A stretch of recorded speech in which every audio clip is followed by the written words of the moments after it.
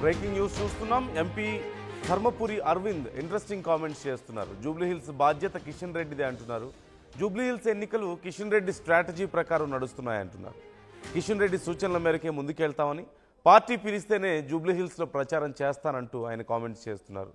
జూబ్లీహిల్స్లో ఓటు అడిగే హక్కు బీఆర్ఎస్కు లేదు, బీఆర్ఎస్ గరీబోళ్లను నాశనం చేసిందంటూ అరవింద్ విమర్శలు చేస్తున్నారు. కవిత 4 ఏళ్లు పాదయాత్ర చేసిన 40,000 ఓట్లు కూడా రావు అంటూ అరవింద్ చాలా ఇంట్రెస్టింగ్ కామెంట్స్ చేస్తున్నారు. ముఖ్యంగా అసలు ప్రచారానికి వెళ్తున్నారా అన్నప్పుడు పార్టీ పిలిస్తే వెళ్తా అని చెప్తున్నారు. ఇప్పటికే కాంగ్రెస్ కానీ బీఆర్ఎస్ కానీ చాలా పెద్ద ఎత్తున ప్రచారాన్ని హోరెత్తిస్తున్నాయి. మరోవైపు బీజేపీ స్ట్రాటజీ మొదటి నుంచి ఎవరికి అర్థం కాని పరిస్థితి. అభ్యర్థిని చాలా లేటుగా ప్రకటించారు. మొదటి నుంచి బీఆర్ఎస్ వర్సెస్ కాంగ్రెస్ మాటల యుద్ధం నడుస్తుంటే జూబ్లీహిల్స్ ఉప ఎన్నికల గురించి బీజేపీ మాత్రం ఎందుకో ఆ యుద్ధంలో కొంచెం వెనకబడి ఉంది అనేటువంటి అభిప్రాయాలు వ్యక్తమయ్యాయి. అలాగే చాలా లేటుగా అభ్యర్థిని ప్రకటించడం కూడా మనం చూసాం.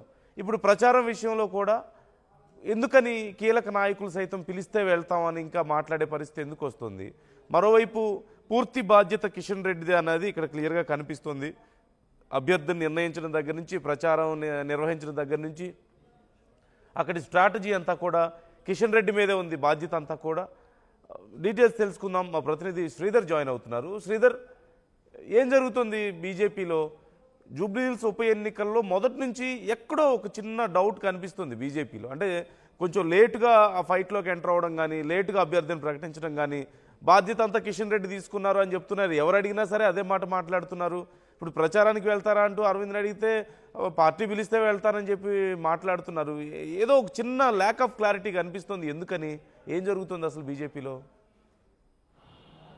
యానందు, ఏ పార్టీలోనైనా సరే ఒక నియోజకవర్గానికి సంబంధించి ఉంటే ఆ పార్లమెంట్ పరిధిలో ఉన్నటువంటి అసెంబ్లీ ఆ నాయకుడి మీద భారం మోపుతుంటారు. అదేవిధంగా ఇక్కడ కూడా కిషన్ రెడ్డికి జూబ్లీహిల్స్ ఉప ఎన్నిక అయినప్పటికీ అటు కేంద్ర మంత్రి కిషన్ రెడ్డి పార్లమెంట్ పరిధిలోకి వస్తుంది. ఆ జూబ్లీహిల్స్ నియోజకవర్గం మొదటి నుంచి, మీరు ఇందాకంటూ మొదటి నుంచి కూడా అభ్యర్థికి సంబంధించిన ఎంపిక విషయం నుంచి కూడా కేవలం కిషన్ రెడ్డికి సంబంధించి కిషన్ రెడ్డి డిసిషన్ తీసుకోవాలి. ఎందుకంటే ఆయన పార్లమెంట్ పరిధి కాబట్టి అభ్యర్థి విషయంలో కూడా ఆయన్నే తీసుకోవాలంటూ కూడా పార్టీ చెప్పుకుంటూ వస్తుంది. ఇప్పుడు కూడా తాజాగా, ఎందుకంటే ఇప్పటికే అటు దాదాపుగా నిన్నటితో స్క్రూటనింగ్ కూడా కంప్లీట్ అయింది. 58 మంది అభ్యర్థులు కూడా అటు బరిలో ఉన్నారు. కాబట్టి బీజేపీకి సంబంధించి మాత్రం కొంతమంది నాయకులు వెళ్ళి అక్కడ ప్రచారం చేస్తున్నారు. ఇంకొంతమంది నాయకులకు సంబంధించి కొంత అటు ఇటుగా వెళ్ళడం లేదు. దానికి సంబంధించి పార్టీ కార్యాచరణ ఇస్తే వెళ్తామంటున్నటువంటి జాబితాలో తాజాగా ఎంపీ అరవింద్ కూడా చేరాడు. ఆయన ఈరోజు ఆర్టీవీతో ఎక్స్క్లూజివ్ కూడా మాట్లాడుతూ ఒకటే చెప్పారు. ఎందుకంటే జూబ్లీహిల్స్కు సంబంధించినటువంటి అంశం కిషన్ రెడ్డి గెలుపైన ఓటమైన కిషన్ రెడ్డి సూచన మేరకు పార్టీ అక్కడ నడుస్తుంది కాబట్టి ఆయన ఆదేశిస్తే తాము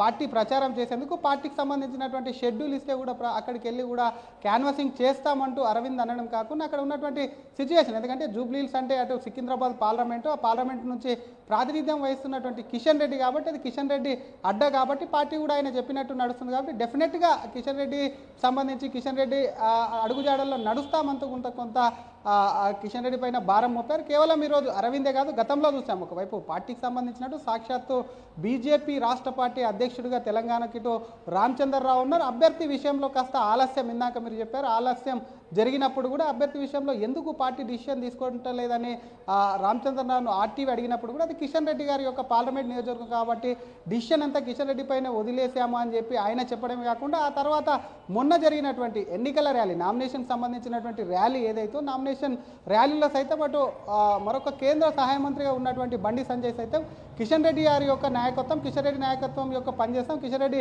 నాయకత్వంలో కూడా ఇక్కడ గెలుస్తామంటున్నారు. కేవలం ఈ అగ్రనేతలే కాకుండా ఏ నేతను బీజేపీలో టచ్ చేసినప్పటికీ కూడా కిషన్ రెడ్డి పార్లమెంట్ అక్కడ కిషన్ రెడ్డికి తెలియకుండా తాము వేలు పెట్టాం. ఎందుకంటే ఆ పార్లమెంట్ పరిధిలో ఇప్పటికే సంబంధించి అటు అరవింద్ నిజామాబాద్ పార్లమెంట్ సభ్యుడిగా ఉన్నాడు, మరొక పక్క అటు కరీంనగర్ పార్లమెంట్ సభ్యుడిగా కూడా అటు బండి సంజయ్, ఇంకో పక్క పార్లమెంట్లో ఉన్నటువంటి ఈటెల రాజేందర్ సైతం కూడా అటు ఈ పార్లమెంట్కు సంబంధించి పెద్దగా కూడా ఇక్కడ జూబ్లీహిల్స్ ఉప ఎన్నికల్లో కూడా ఇన్వాల్వ్మెంట్ అవ్వట్లేదు. నేతలందరూ కూడా వీరందరూ కూడా ఇట్లా కిషన్ రెడ్డి సంబంధించినటువంటి కిషన్ రెడ్డి పైన గెలుపైన ఓటమైన కిషన్ రెడ్డి, ఎందుకంటే అభ్యర్థిత్వం నుంచి ఆయనే చూస్తున్నాడు కాబట్టి గెలుపైన ఓటమైన ఆయన బాధ్యత అని ఒకవైపు తోస్తుంటే ఇంకొక వైపు నేతలు, ఇందాక చెప్పినటువంటి నేతలు, ముఖ్య నేతలు ఎవరు కూడా ప్రచారానికి రావట్లేదు. ప్రచారం కనీసం కిషన్ రెడ్డిని అడగకుండా ప్రచారం చేయడానికి కూడా కొంత జంకుతున్నట్టు కూడా కనిపిస్తుంది. ఇంకో పక్క పార్టీ ఆదేశిస్తుంది. ఎందుకంటే ఏ నాయకుడైనా సరే వాళ్ళ పార్లమెంట్ను వదిలేసి పక్క పార్లమెంటుకు వెళ్ళాలంటే ఒకటి పార్టీ అన్న ఆదేశించాలి, లేదంటే ఇంకొకటి అక్కడ ఉన్నటువంటి అభ్యర్థి అన్న రమ్మని చెప్పాలి, లేదంటే కిషన్ రెడ్డి పార్లమెంట్ పరిధి కాబట్టి అన్ని తానే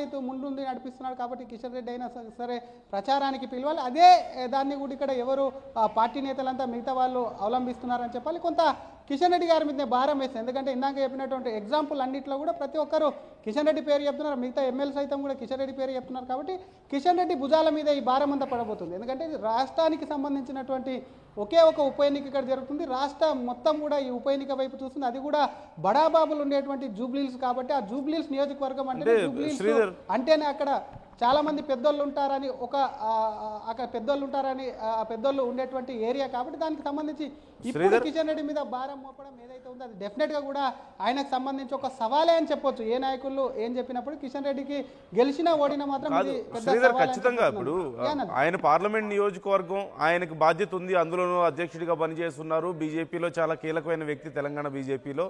సో ఆయన నిర్ణయం ప్రకారం లేదంటే ఆయన గైడెన్స్లో అక్కడ మొత్తం నడుస్తుంది అనేది క్లియర్గా తెలుస్తోంది. గెలిచినా ఓడిపోయినా ఆయనదే బాధ్యత అన్నట్టుగా ఉంది. కాకపోతే ఎందుకని అంత దూకుడుగా ఎందుకు కనిపించడం లేదు బీజేపీ అనే ప్రశ్న వస్తే ఎలా చెప్పుకోవచ్చు? అంటే ఈజ్ ఇట్ ఏ స్ట్రాటజీ? ఇప్పుడు లేటుగా అభ్యర్థిని ప్రకటించడం అయినా సరే, లేదంటే ఇప్పుడు కొంచెం కోఆర్డినేషన్ మిస్ అయినట్లు కనిపిస్తుంది. ఇప్పుడు అరవింద్ లాంటి వాళ్ళు కూడా పార్టీ పిలిస్తే మేము వెళ్ళి ప్రచారం చేస్తాం, లేదంటే కిషన్ రెడ్డి పిలిస్తే వెళ్తామని ఇంకా చెప్తున్నారంటే ఆల్రెడీ బీఆర్ఎస్ కాంగ్రెస్ అంతా దూసుకుపోతుంటే ప్రచారంలో 40 మంది 50 మందిని పెట్టుకుని ఇది ఒక స్ట్రాటజీగా చూడాలా, లేకపోతే ఇంకేదైనా గందరగోళం ఉందా అనేది ఇక్కడ డౌట్ వస్తుంది.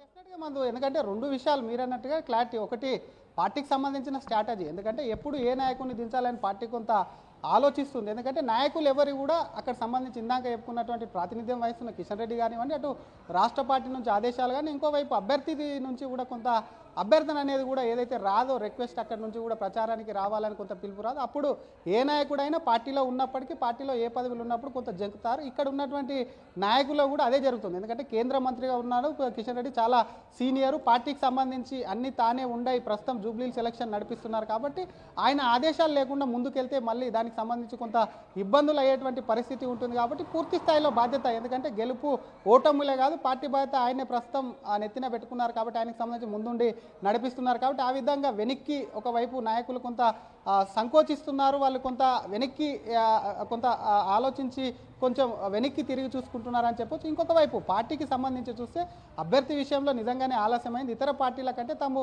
కింద గ్రౌండ్లో, ఎందుకంటే సాటర్డే సండే వస్తే కిషన్ రెడ్డి ఇక్కడ తెలంగాణలో ఉంటారు, మిగతా 5 రోజులు ఢిల్లీలో ఉంటారు. కాబట్టి ప్రతి ప్రోగ్రాం ఎప్పుడైతే మాగంటి గోపినాథ్ యొక్క అకాల మరణం సంభవించింది అప్పటి నుంచి కూడా కిషన్ రెడ్డి అదే నియోజకవర్గంలో తిరుగుతున్నారు, అభ్యర్థి లేకపోయినప్పటికీ ప్రోగ్రామ్ చేస్తున్నారు. కాబట్టి మేము ఎక్కడ వెనకాల పడలేమని పార్టీ చెప్తుంది. మరొక పక్క కొంతమంది పార్టీ నేతల నుంచి కొంత వెనకాల పడ్డం, కిషన్ రెడ్డి ఒక్కడు తిరిగితే సరిపోదు, మిగతా నేతల్ని కూడా మరి అందులో కూడా ఆ ఉప ఎన్నికల్లో పార్టిసిపేట్ చేసేలా కూడా చేయాలని చెప్పి పార్టీలోనే మరొక వర్గం అంటుంది. కానీ కొంతమంది, ఎందుకంటే మానిటరింగ్ కమిటీలో ఉన్నటువంటి అభ్యర్థితో పాటు ఇటు మానిటరింగ్ కమిటీ సభ్యులైనటువంటి రఘునందన్ రావు కానివ్వండి, మరొక పక్క